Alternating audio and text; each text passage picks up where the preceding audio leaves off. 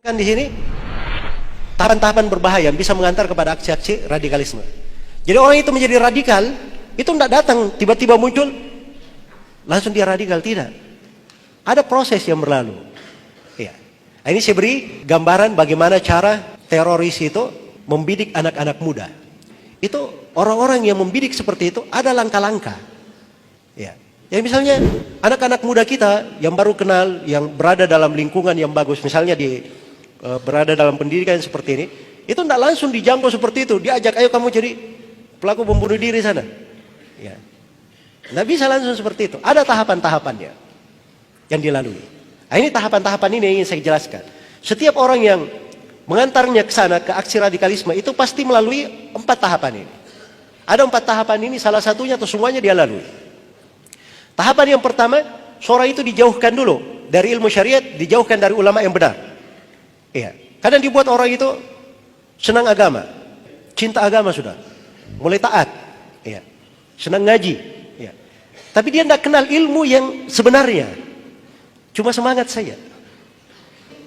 Terus yang kedua, dia tidak diperkenalkan kepada ulama sebenarnya. Makanya kalau dia belajar misalnya kepada seorang ulama yang lurus, nanti diperingatkan, kamu jangan belajar di situ, bahaya ini orang. Karena itu saya lihat ya di pemikiran trio bom Bali pertama. Ya, trio bom Bali pertama ini mereka orang-orang yang salah memahami ilmu agama. Terus yang kedua, mereka itu hanya mengenal tokoh-tokoh tertentu saja. Usama bin Laden, Usama Ad-Dawahiri, Abu Qatadah Al-Filistini, Abu Muhammad Al-Maqdisi. Ini nama-nama saya sebut, buku-bukunya ada yang diterjemah dalam bahasa Indonesia ya. Maaf saya pernah lihat sebagian buku Abu Muhammad Al-Maqdisi di Promedia di situ. Sudah diterjemahkan. Ini yang memberi fatwa bolehnya membunuh aparat keamanan. Nah, jadi harus dipahami bahwa mereka ini, ya itu tidak mau mendekatkan kepada ulama yang sebenarnya. Ya. Makanya sekarang ini definisi ulama jadi tidak jelas.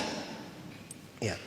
Sudah bisa bikin orasi massa, kemudian pegang mic di depan orasi, lantang terhadap pemerintah. Wah ini ulama, Masya Allah. Ya. Makanya belakangan ini banyak ulama yang baru muncul. Ya. Banyak ulama tanda petik yang baru apa? Muncul. Lahirnya dari acara demo-demo. Ya. Itu baru dari dalam sejarah. Ada ulama lahir dari acara demo-demo. Ulama itu kalau dari masa dahulu, itu jelas belajarnya dari mana, tahapan pendidikannya apa, jasanya di tengah umat apa. Itu jelas dari masa dahulu. Guru-gurunya itu jelas, dia ngambil ilmu dari siapa, sanad periwayatannya jelas. Itu ulama namanya. Jelas ya? Ada yang sebagiannya, Masya Allah ya, baru mu'allaf masuk Islam. Ya, terjangkit pemikiran HTI. Sekarang sudah menjadi apa? Pembicara di mana-mana.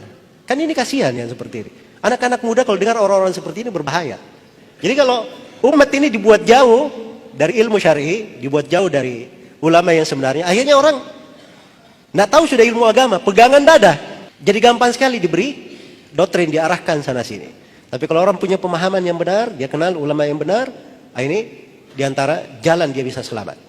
Jalan dia bisa selamat insyaallah ta'ala. Kemudian yang kedua, tahapan yang pasti dilalui juga oleh orang yang radikal, itu pasti benci kepada pemerintah.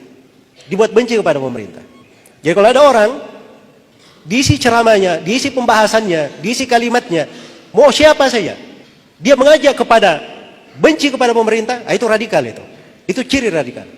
Apakah dia disebut ustadz, apakah disebut anggota dewan, atau disebut apa saja, yang penting dia mengajak untuk benci kepada pemerintah, itu ciri radikalisme. Jadi bukan masalah kecil. Karena kalau seorang itu sudah benci kepada pemerintah, dia akan melakukan apa saja.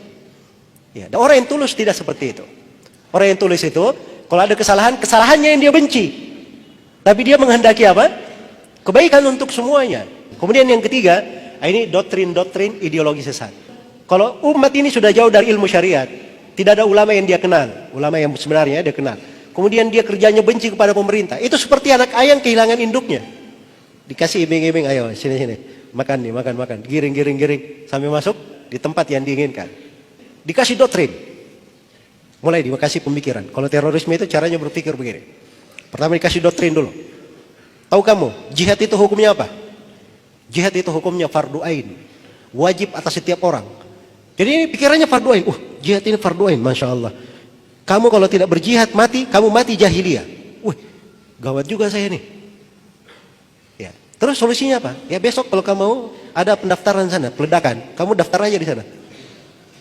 Nah, begitu caranya dia doktrin, masuk. Jelas ya? Perhatikan bagaimana doktrin dimasukkan, caranya seperti itu. Jadi buat dulu, ini pemerintah ini tidak beres, ini pemerintah ini nggak adil, banyak kebijakannya yang buruk, ini pemerintah ini jongos-jongosnya asing, pemerintah ini begini-begini, dibuat benci kepada pemerintah. Sudah penuh dengan kebencian, masukkan doktrin, jihad itu wajib, fardu ain. Belum lagi masuk doktrin pengafiran nanti. Nah, sudah gampang sekali dimarahkan. Mau diarahkan kemana saja gampang. Nah, begitu cara mereka.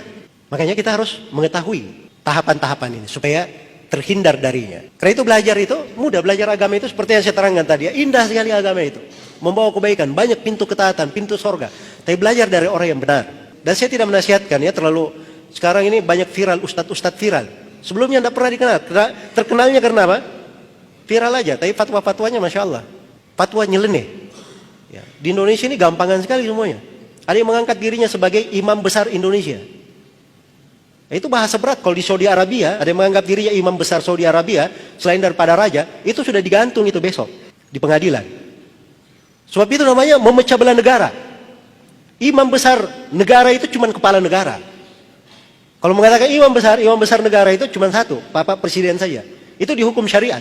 Ya. Ini hal-hal yang seperti masuknya dari mana? Itu doktrin dari ideologi yang menyimpang. Kemudian yang terakhir, dari tahapannya juga pasti akan memuji aksi-aksi radikalisme. Ya, jadi lihat saja kalau ada aksi radikalisme dia puji, dia kasih bagus. Nah, ini menunjukkan ini orang ada tahapan yang masuk di situ. Makanya dari kejadian peledakan di WTC itu tanggal 11 September, itu para ulama menyuarakan mungkarnya hal yang seperti itu. Sebab itu tidak ada dalam syariat pembenaran. Yang melakukannya siapa? Kalau dia warga negara, berarti dia sudah membuat pengkhianatan yang besar. Kalau dia orang asing yang masuk ke dalam negara, maka namanya orang asing masuk kan ada stempel di bandara. Itu akad perjanjian untuk menjaga apa? Tidak berbuat keonaran. Ini dia meledakkan. Dia keliru di segala keadaan di hukum syariat. Karena itu dalam Islam hal itu adalah hal yang diharamkan, tidak diperbolehkan, diingkari oleh para ulama.